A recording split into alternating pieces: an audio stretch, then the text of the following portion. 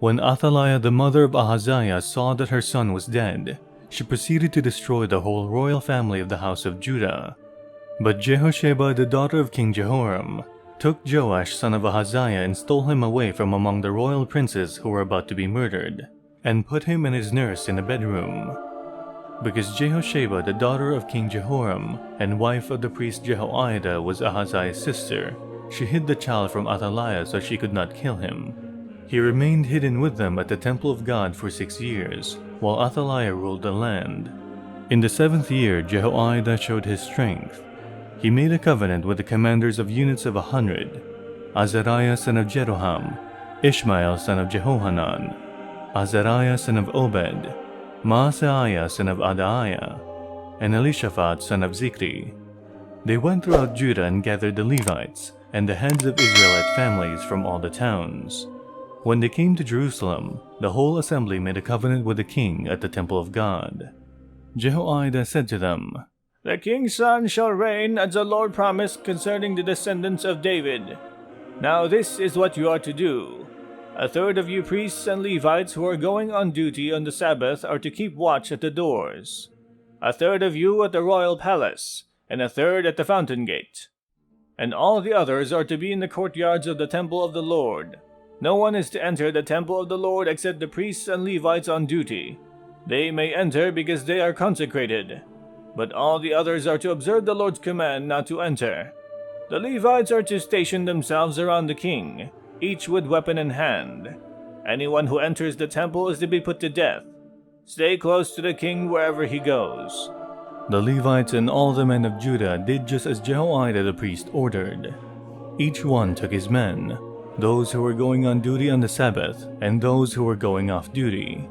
For Jehoiada the priest had not released any of the divisions. Then he gave the commanders of units of 100 the spears and the large and small shields that had belonged to King David and that were in the temple of God. He stationed all the men, each with his weapon in his hand, around the king, near the altar in the temple, from the south side to the north side of the temple. Jehoiada and his sons brought out the king's son and put the crown on him. They presented him with a copy of the covenant and proclaimed him king. They anointed him and shouted, "Long live the king!" When Athaliah heard the noise of the people running and cheering the king, she went to them at the temple of the Lord. She looked, and there was the king, standing by his pillar at the entrance. The officers and the trumpeters were beside the king, and all the people of the land were rejoicing and blowing trumpets, and musicians with their instruments were leading the praises. Then Athaliah tore her robes and shouted, "Treason! Treason!"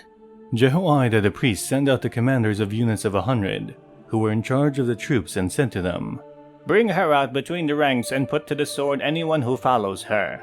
For the priest had said, "Do not put her to death at the temple of the Lord." So they seized her as she reached the entrance of the horse gate on the palace grounds, and there they put her to death. Jehoiada then made a covenant that he, the people, and the king would be the Lord's people. All the people went to the temple of Baal and tore it down. They smashed the altars and idols and killed Matan, the priest of Baal, in front of the altars. Then Jehoiada placed the oversight of the temple of the Lord in the hands of the Levitical priests, to whom David had made assignments in the temple to present the burnt offerings of the Lord as written in the law of Moses, with rejoicing and singing, as David had ordered. He also stationed gatekeepers at the gates of the Lord's temple, so that no one who was in any way unclean might enter.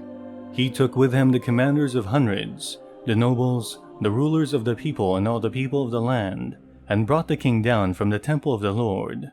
They went into the palace through the upper gate, and seated the king on the royal throne.